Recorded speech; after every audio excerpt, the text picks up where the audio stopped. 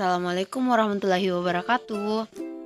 Kami dari kelompok 7 akan membahas lebih lanjut mengenai gula kristal. Mungkin banyak teman-teman yang masih awam tentang apa sih sebenarnya gula kristal itu dan bagaimana sih proses pengolahan dari gula kristal itu sendiri.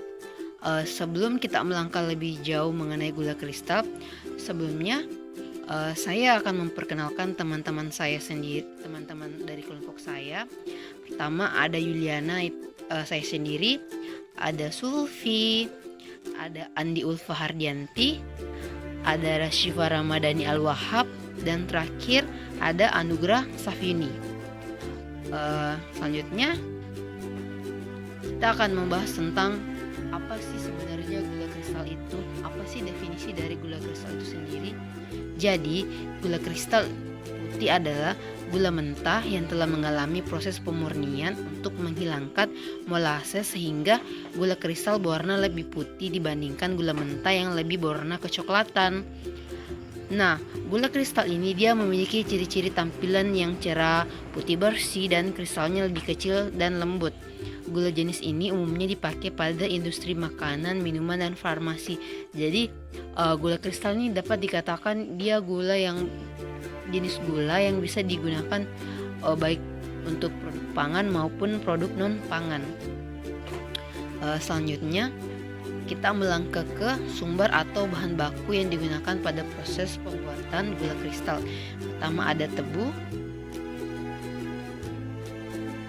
Selanjutnya tebu ini dia nanti akan diolah sehingga diperoleh nira tebu sebanyak 73-83%, sabut tebu 12-20%. Selanjutnya akan menjadi brix tebu 10-15% dan air tebu 65-75% sehingga akan nantinya diperoleh sukrosa 9-14% dan bukan gula 1-7%. Nah, gula kristal adalah sukrosa yang dibuat dari tebu atau bit melalui proses defikasi yang tidak dapat langsung dikonsumsi sebelum melalui proses pemurnian. Jadi mungkin teman-teman ada yang bertanya apa sih proses defikasi itu? Jadi proses defikasi itu dia proses yang paling sederhana. Intinya dia akan memberikan susu kapur pada nira sehingga terjadi pengendapan, kemudian dapat dipisahkan antara nira kotor dan nira jernih. Pada proses ini nira dari gilingan dipanaskan pada temperatur 70 derajat Celcius, kemudian dilakukan penambahan susu kapur sehingga pH menjadi 7,8-8 dalam peti defekator. Kemudian dipanaskan lagi hingga titik didihnya mencapai sekitar 100-105 derajat Celcius. Baik, saya akan melanjutkan penjelasan dari teman saya. Di sini saya akan menjelaskan tentang SNI gula kristal. Berdasarkan SNI nomor 31402/2011, di mana syarat mutu gula kristal ini dapat dilihat di slide. Yang pertama itu bau. Baunya itu normal, rasanya manis. Kemudian polarisasi untuk persyaratan pertama minimal 99,80, untuk persyaratan kedua minimal 99,70. Kemudian gula pareduksinya itu untuk persyaratan pertama maksimal 0,04%, untuk persyaratan kedua yaitu maksimal 0,04%. Susut pengeringan yaitu untuk persyaratan pertama maksimal 0,05%, untuk persyaratan kedua yaitu maksimal 0,05%. Untuk persyaratan mutu selanjutnya dapat dilihat di slide. Kemudian saya akan menjelaskan tentang proses pengolahan gula kristal. Nah, yang pertama yaitu pemerahan tebu. Nah, dapat dilihat ini bagaimana gambarnya. Proses pertama dalam produksi gula kristal putih adalah proses pemerahan tebu di stasiun gilingan.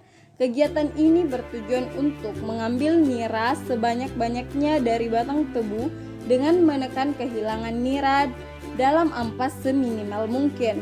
Sebelum masuk ke stasiun gilingan, tebu yang sudah ditebang terlebih dahulu ditimbang dengan menggunakan alat kren sebagai pengangkut. Setelah tebu ditimbang, ditarik ke arah meja tebu yang selanjutnya diatur masuk oleh can carrier. Tebu yang telah masuk dipotong-potong oleh pisau tebu dan dipecah-pecah menggunakan hammer serder. Selanjutnya dipecah menggunakan roll gilingan. Nah, tahap kedua yaitu proses pemurnian. Dapat dilihat gambarnya. Jadi pada proses kedua pengolahan gula kristal putih adalah proses pemurnian pada stasiun pemurnian yang bertujuan untuk memisahkan kotoran yang terdapat pada nira mentah sehingga didapatkan nira encer dan blotong dengan tetap menjaga agar sukrosa tidak mengalami kerusakan. Proses kimia pada stasiun pemurnian dinamakan proses sulfitasi, di mana prinsip dasar pemurnian adalah mengikat bahan selain gula atau pengotor dengan cairan reagen tertentu sehingga didapatkan endapan. Semakin banyak endapan yang terbentuk, maka semakin baik kinerja stasiun pemurnian. Pada stasiun pemurnian menggunakan beberapa bahan pembantu seperti susu kapur, gas SO2, flokulan, dan asam fosfat. Kemudian tahap ketiga yaitu penguapan nira. Dapat lihat gambarnya. Tahap ketiga pada proses pengolahan produk gula kristal putih adalah penguapan nira encer di stasiun penguapan. Proses ini bertujuan menguapkan air yang terdapat pada nira encer sehingga didapatkan kekentalan tertentu. Disebabkan nira encer pada proses pemurnian masih banyak mengandung air. Agar proses pengkristalan tidak terganggu, maka air yang ada pada nira harus diuapkan terlebih dahulu. Nah, kemudian proses pengolahan yang keempat yaitu kristalisasi. Tahap keempat pada proses produksi gula adalah proses kristalisasi, di mana proses penguapan air yang terdapat di dalam nira kental dan membentuk kristal gula dengan diameter sesuai standar dengan menekan kehilangan gula dalam tetes seminimal mungkin. Selanjutnya yaitu proses pemisahan atau pemutaran atau disebut juga sentrifugal. Tujuan dari pemutaran yaitu untuk memisahkan kristal gula dengan larutan atau struk yang masih menempel pada kristal gula. Putaran bekerja dengan gaya sentrifugal yang menyebabkan masakan gula ini terlempar jauh dari titik putaran dan menempel pada dinding putaran yang telah dilengkapi dengan sarungan yang menyebabkan kristal gula tertahan pada dinding putaran dan larutannya keluar dari putaran dengan menembus lubang-lubang saringan sehingga terpisah antara larutan tersebut dengan gulanya. Selanjutnya yaitu proses pengeringan. Pengeringan ini dilakukan dengan penyemprotan uap panas menggunakan suhu kurang lebih 70 derajat Celcius. Kemudian dilakukan pendinginan kembali karena gula tidak tahan pada temperatur yang tinggi. Tujuan dari proses pengeringan ini sendiri adalah untuk menghindari kerusakan dari kristal gula yang disebabkan oleh mikroorganisme sehingga gula dapat bertahan lama selama proses penyimpanan.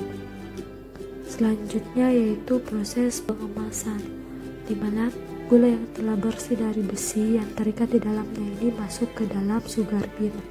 Kemudian sugar bean menampung gula untuk selanjutnya sugar wagon mengisi dan menimbang gula dengan berat 50 kg ke dalam karung secara otomatis. Kemudian karung gula dijahit. Selanjutnya adalah karung yang telah dijahit tersebut diangkut menggunakan conveyor untuk disimpan di gudang penyimpanan hingga siap untuk dipasarkan. Nah, kita akan membahas lebih lanjut mengenai apa sih manfaat dari penggunaan gula kristal itu. Kami dari kelompok 7 berdasarkan literatur yang kami dapat, ada beberapa manfaat yang diperoleh dari mengonsumsi gula kristal itu sendiri. Yang pertama, mencegah dari anemia. Yang kedua, mengurangi kemungkinan terjadinya osteoporosis. Yang ketiga, meningkatkan daya tahan tubuh. Yang keempat, menjaga kesehatan saraf dan fungsi otot. Yang kelima, menjaga kolesterol tubuh. Dan terakhir, mencegah diabetes. Nah, ada beberapa manfaat yang diperoleh, terutama bagi kesehatan. Jadi, dengan mengonsumsi gula kristal secara tepat itu dapat mencegah beberapa penyakit. Tapi yang perlu teman-teman ketahui, ketika kita mengonsumsi sesuatu secara berlebihan, maka akan kemungkinan menyebabkan atau menambah penyakit pada diri kita sendiri. Jadi alangkah baiknya jika kita mengonsumsi gula kristal itu secara tepat dan dosis juga yang tepat proses penggunaannya, sehingga manfaat yang didapat juga lebih baik. Selanjutnya kita beralih ke produk olahan gula kristal. Gula kristal ini banyak digunakan pada bidang-bidang bahan pangan maupun non pangan, tapi pada saat ini kita akan lebih terfokus ke bahan pangan itu sendiri. Bagaimana penggunaan gula kristal pada makanan. Gula kristal itu dia banyak digunakan pada kue-kue. Dia digunakan dengan cara ditaburi pada kue tersebut seperti beberapa jenis roti, pancake, dan olahan-olahan kue lainnya. Selain itu, gula kristal ini juga bisa dijadikan sebagai hiasan kue. Mungkin teman-teman bisa lihat pada slide-nya bagaimana proses penggunaan gula kristal itu sendiri.